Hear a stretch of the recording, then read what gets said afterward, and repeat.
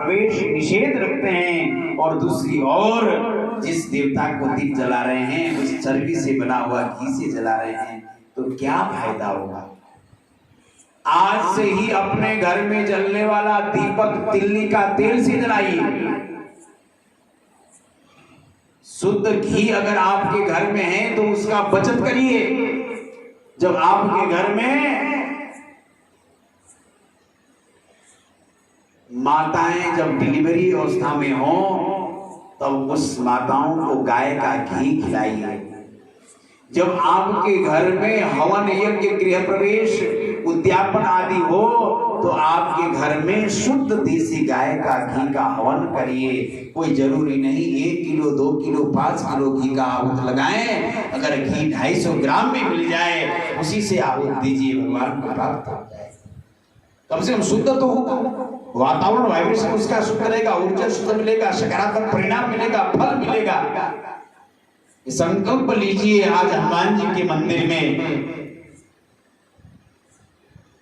हम उन लोगों को बढ़ावा दे रहे हैं जो हमारे धर्म को जड़ से खत्म करना चाहते हैं। चर्बी के घी को खरीद कर जलाना, उससे फुलवत्ती करना, हवन करना भी उन राक्षसों के लिए, उन देशद्रोहियों का उनको सबल करना, उनको सहायता करना सार्थक रहे, सिद्ध कारक होगा। इसलिए वो घी का बहिष्कार किया जाए जो चर्बी से निर्मित घी है पूजा कार्यों में हमेशा के लिए। तभी हमारे द्वारा किया गया जो हवन यज्ञ है, दीपदान है, उसका सकारात्मक परिणाम हमको फल मिलेगा, नहीं तो कभी मिल नहीं सकता।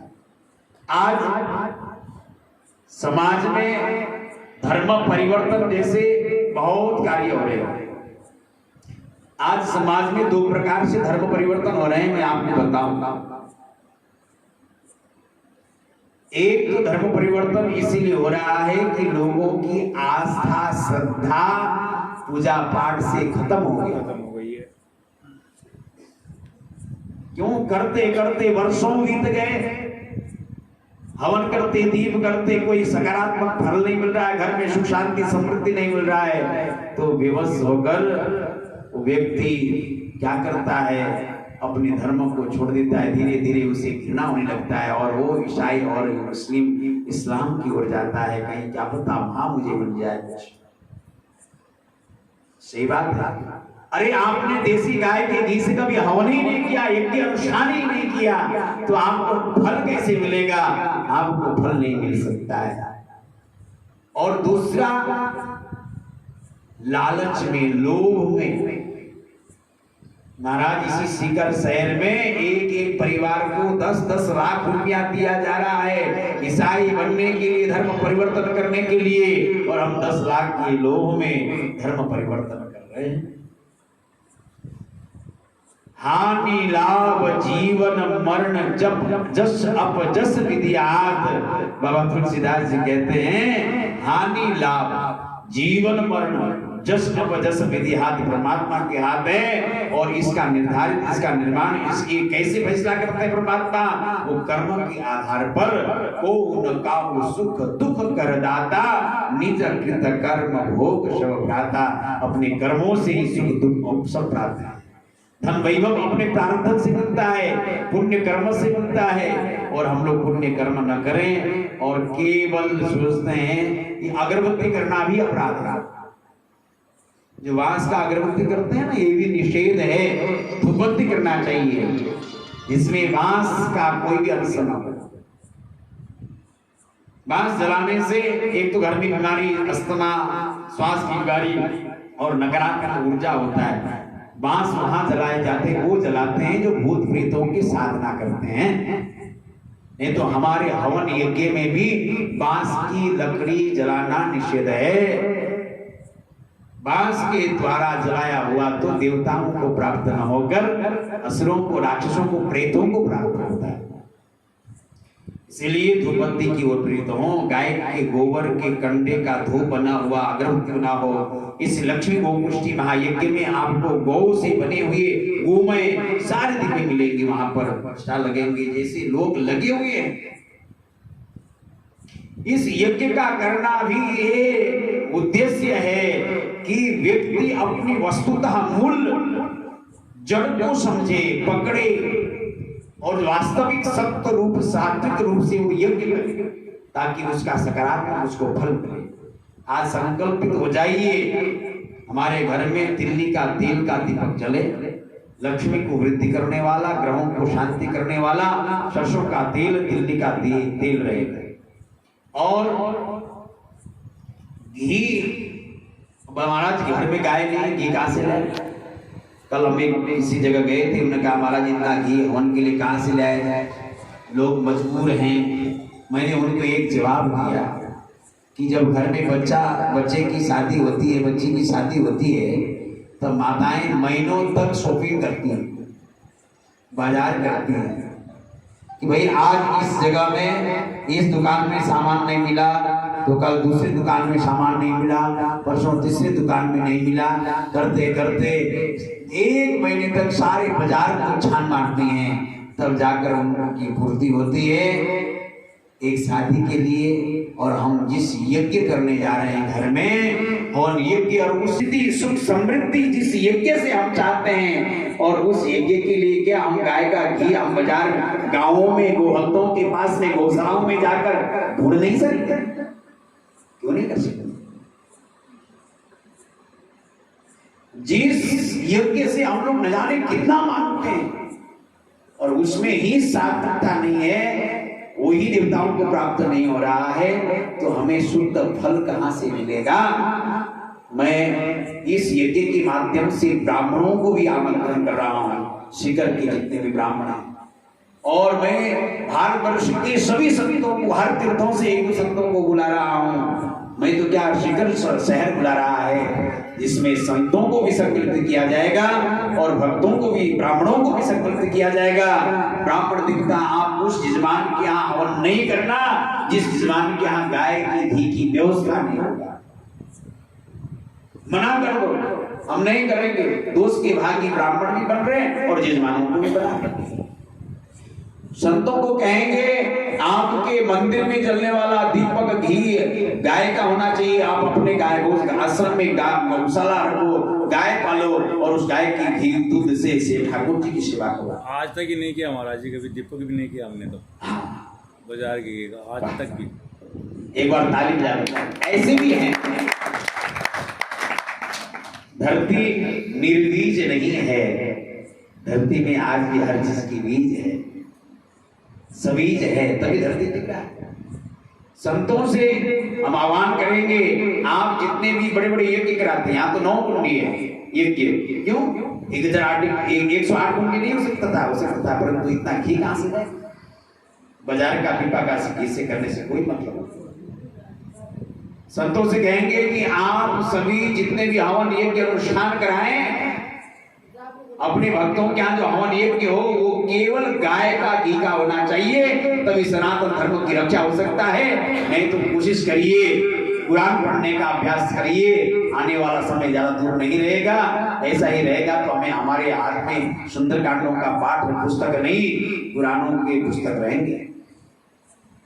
नमाज पढ़ना पड़ेगा, इसीलिए ये सब मूल रूप से जो हमारी वास्तविक चीज चाहिए उस पर हम लोग अनदेखा ना करें, हम वास्तविक रूप से उसको समझकर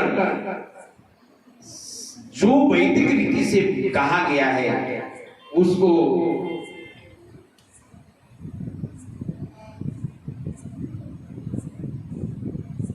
हमें करना है इस यज्ञ के माध्यम से।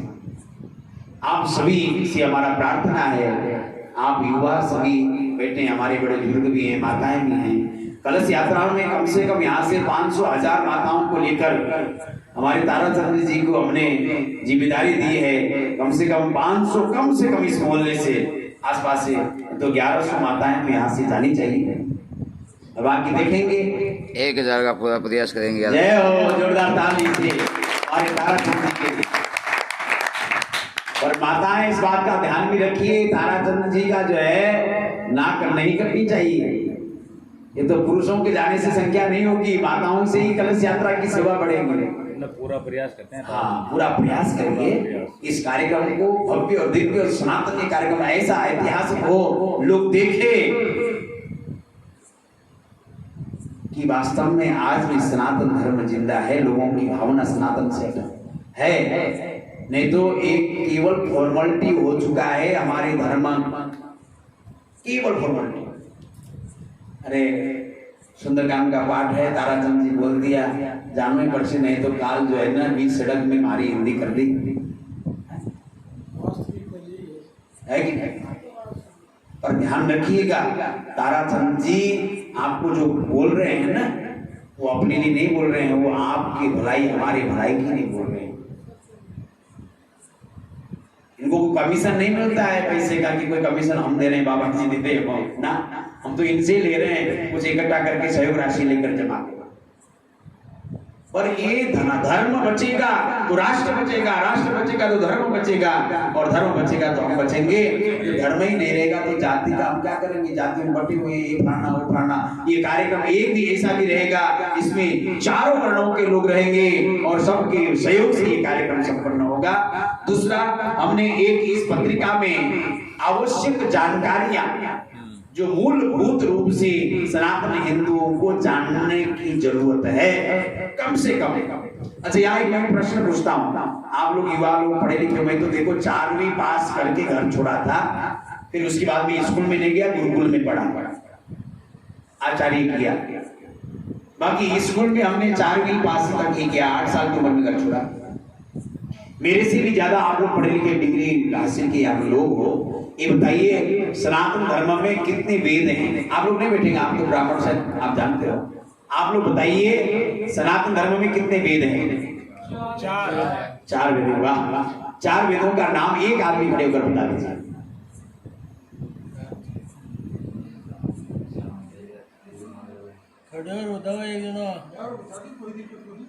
बताओ तो अन्य सन्य ज्ञान हुए।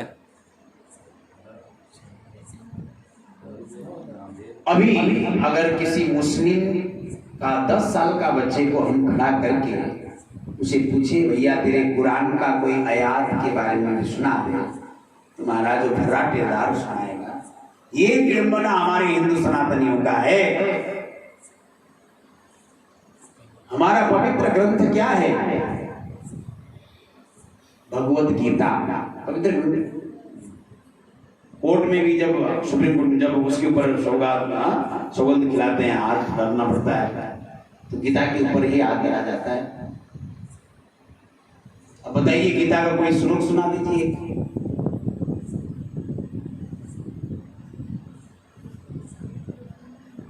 ये विडंबना है।